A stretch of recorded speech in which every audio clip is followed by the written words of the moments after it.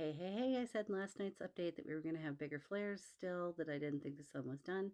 And here's one of them. I think we still might get another big one this evening. I'm just feeling like it's not done yet. But here's the bright spot on the sun. That bright flash there, I'm pretty sure, is where that flare happened. That's in that giant Martian sunspot.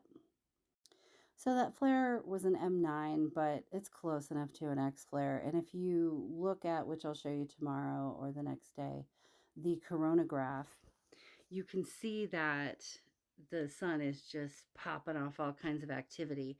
And there's some really major stuff popping off on the far side of the sun that I'm hoping is those spots just letting it all out that direction, because if that turns towards us, we're in for more of the same. So I've been telling you about these proton events, and that basically means that there's more protons coming at us. You can see it as snow on the coronagraph. That's how much high-speed cosmic ray action is coming at us.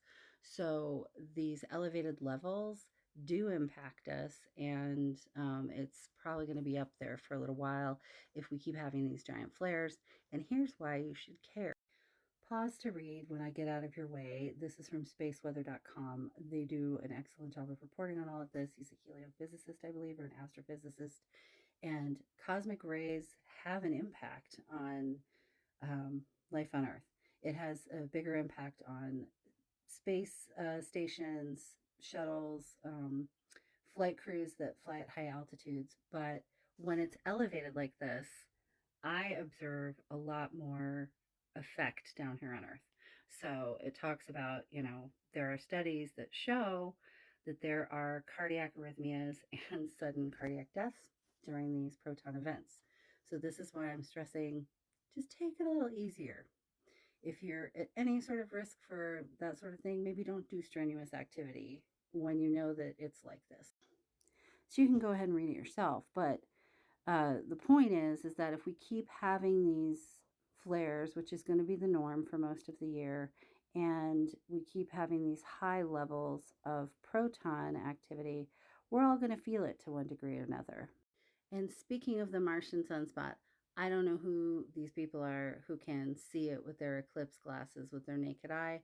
Maybe it's my astigmatism, but there's the beauty that I captured through my star slash sun gazing roof that has a UV filter. But I can't see jack up on the sun with the eclipse glasses. So if you can see the giant sunspot, enjoy, but do it with eclipse glasses.